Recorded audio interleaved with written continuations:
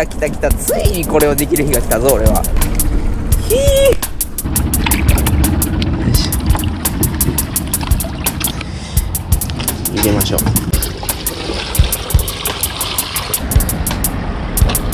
かわいい。めっちゃかわいいよ、これ。これがブラックバスね。サイズが収まったもんやで、これ。60つってらできへんかった。はい、ありがとうございます。小黒です。前回の動画で、ブラックバスを釣ったんですけれども、今日の動画のタイトルは、ブラックバス10分間だけ観察してみたっていう動画を撮ろうと思います。法律的には、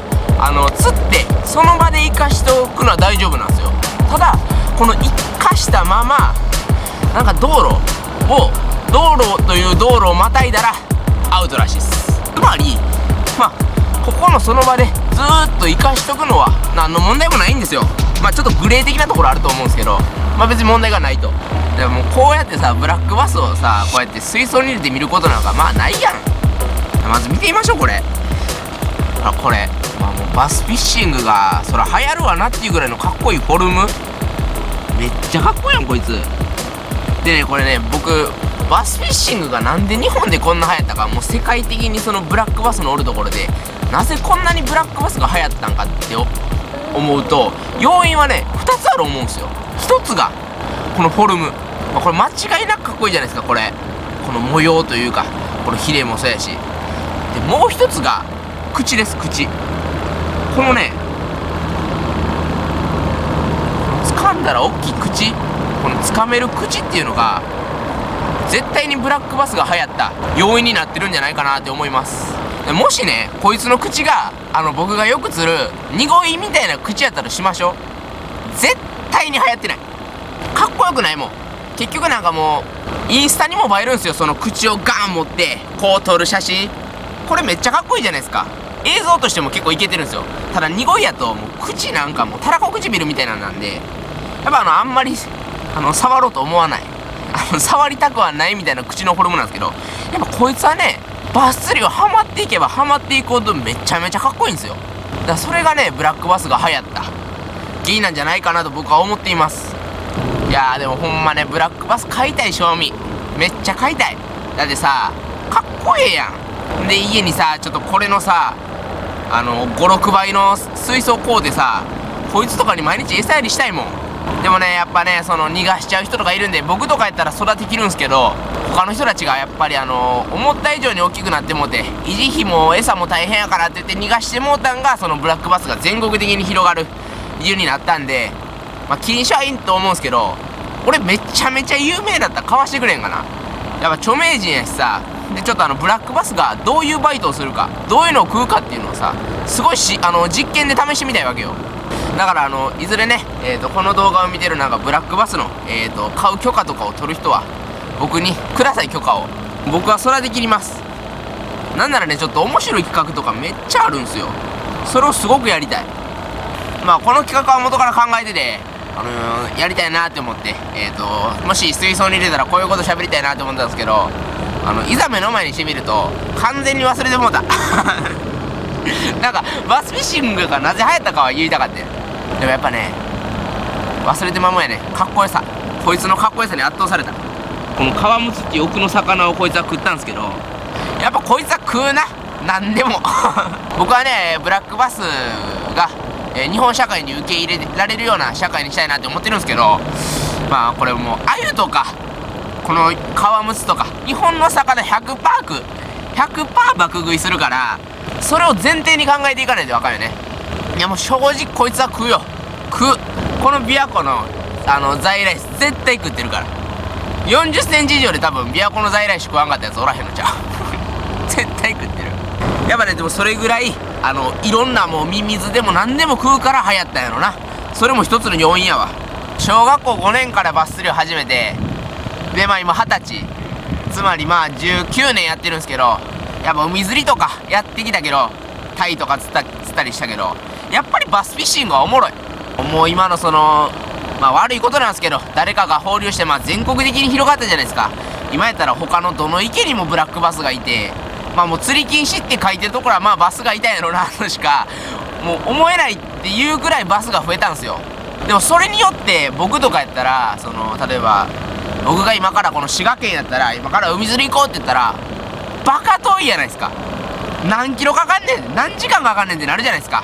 でもバス釣りっていうのはどこの川にも池にもいるんで、楽しめるんですよ、すぐに。僕も中学校の時とか友達とバス釣り行こうって言ってようチャリで2、30分かけて釣り行ったりとかしてたし、島国なんですけどやっぱりそれでも言うて遠いんで、ちっちゃかった僕とかはね、ほんまにこのバスフィッシングっていうのがほんま身近な存在ですごい楽しめたんですよ。でもね、川釣りとかシーバスとかタイも面白いんですけど、それと同じぐらい大きい引きをなんかその川とか池でも味わえるっていうのがほんまにバスフィッシングの魅力かなと思ってます。ダメですよ、これほんま違法的に放流されてこうなってもうたんで、ダメなことなんですけど、もうそれが当たり前になった僕は何しようお前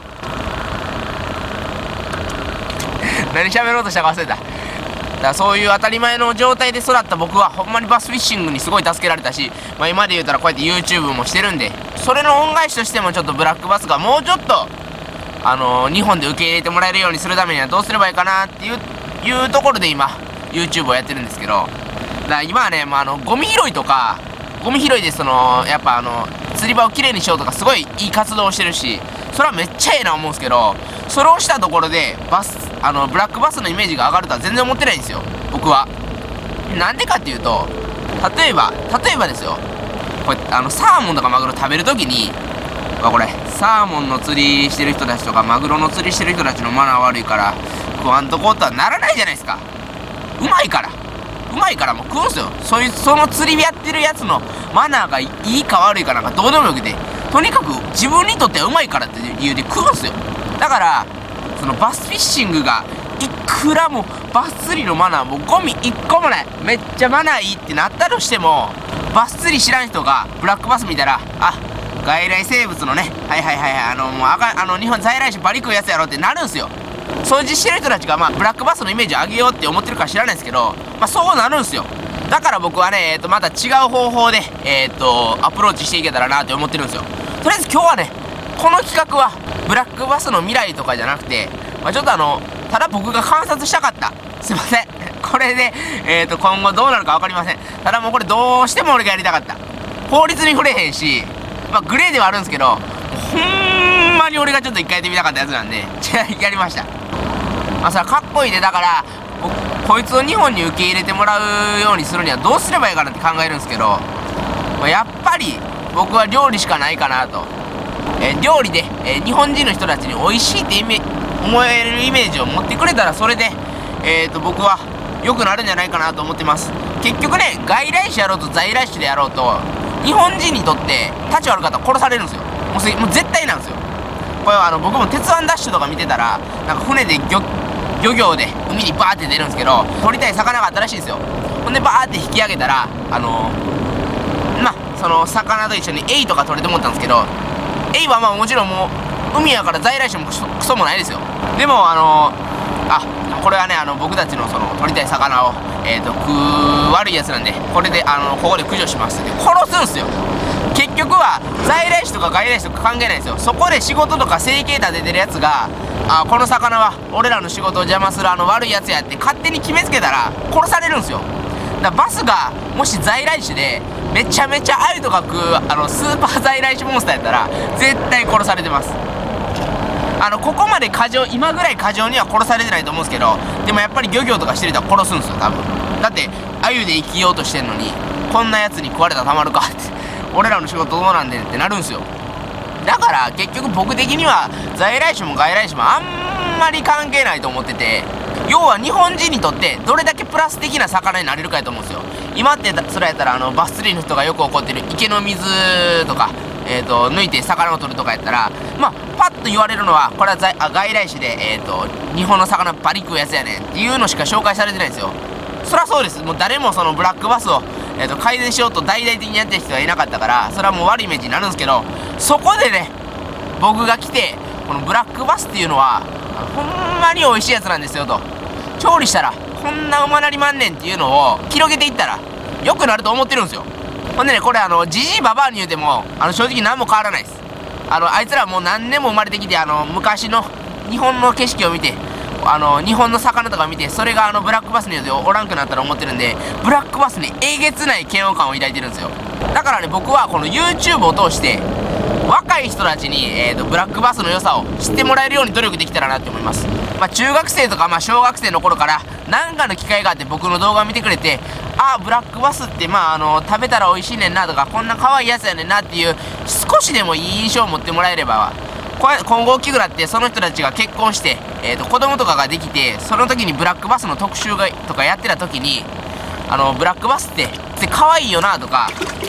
そこまで悪いイメージを与える教育とかはしないと思うんすよ。藤田伝さんのね、マクドナルドの商法と同じです。ちっちゃい頃から、子供の頃からマクドナルドを食べさせておけば、大きくなった時にもなんか食べたいなってなった時に絶対マクドナルドの選択肢が一つ広がると。昔はもう日本は米社会で米しか食わなかったけど、子供の頃からハンバーガー食べて教育してたら、大人になった時もハンバーガー食うって言ってたんですけど、それです。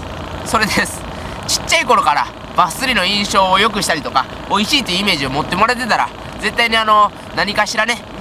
未来は変わると思ってるんで、僕はそのやり方を信じてやっていこうと思ってます。バス釣りを美味しいって言っても変わるかわからないんで、そこは僕がこれからどうやっていろいろ考えていくか次第なんですけど、とりあえず今は、ブラックバスは、食べたら美味しいねんでとか、そういう食系のことをね、広めていけたらなと思います。ほんでいずれね、女性のね、料理チャンネルの人とかとコラボして、ブラックバスを美味しく料理してもらったりとか、そういうチャンネルにしていけたらなって思っています。やっぱね、今のバス釣り食う系の動画って、ブラックバスさばいてみたとか、ブラックバスさばいて食ったら美味しいのか、野池のバスさばいたらとか、ゲテモノ感半端じゃないですか。だからこのゲテモノ感はちょっと排除していかなあかんということで、僕はこれからもし料理動画上げるとしても、さばいてみたとか、ブラックバスはどうなのかみたいな、なんかそういうゲテモノ感を出すやつはしないです、あんまり。それは再生数は取れるんですけど、その動画によって僕の望んでる未来になるかって言われるとそうはならないんですよ。ああいう動画は再生数取れるんですけど、バスってこんなんよねっていう、もう違う砂漠とかやから隔離してる関係になってしまうんで、僕はもうちょっと料理名とか決めたりね、一般家庭にも馴染んでもらえるような料理にしていけたらなって思います。でね、これブラックバスって言うんですけど、名前をね、料理の時は川鈴木にしようと思います。もう命名です、僕が。これね、なんで川鈴木にしようかって思ったかっていうと、シーバスおるじゃないですか。シーバスフィッシング。あれおもろいやん、でかいとかめっちゃ引きついとか面白いし、シーバスっていう名前えぐいぐらい広まってるやけど、料理の時シーバスって聞かんやろ。鈴木っていうね。料理の時は鈴木って言うやけど、釣りの時はシーバスって言うやん。ここで思ったわけよ。シーバスっていう名前で料理出されたら、若干なんか釣りとか汚い水の抵抗感あるけど、これ鈴木って言われるとちょっと高級感増さへん。若干美味しく見えるやろ。だから僕はこのブラックバスを淡水バージョンやと思ってるんで、川鈴木と命名しようと思います。湖でバス釣っても湖で釣った川鈴木になると思うんですけどなかなかの矛盾はあるんですけど、ええでしょ。川鈴木でええでしょ。僕はそれでちょっと広げていこうかなと思っています。もしなんか名前のアイデアがあったら言ってください。ブラックバスで料理を出すのは絶対違う。ブラックバスって言われたらってなるんで、ちょっとちょっと違う、もうちょっと優しい名前にできたらなと思ってます。とりあえず僕は川鈴木でこれからちょっと攻めていきたいと思います。さあ10分ぐらい喋ったかな。さあブラックバスもだいぶ終わってきたということで、やりますか。ついに行きましょう。今回はねこのブラックバス食べます。はい、翔黒です。今日はですね、前回の動画でかな、釣ったブラックバスを食べていこうと思います。いろいろ今日はね実験的に食っていこうと思います。その第1弾としてちょっとフライを食べようと思います。はい、1枚目。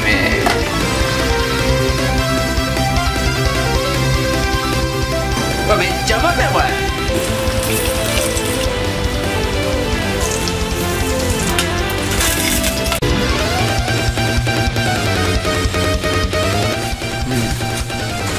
美味しいな。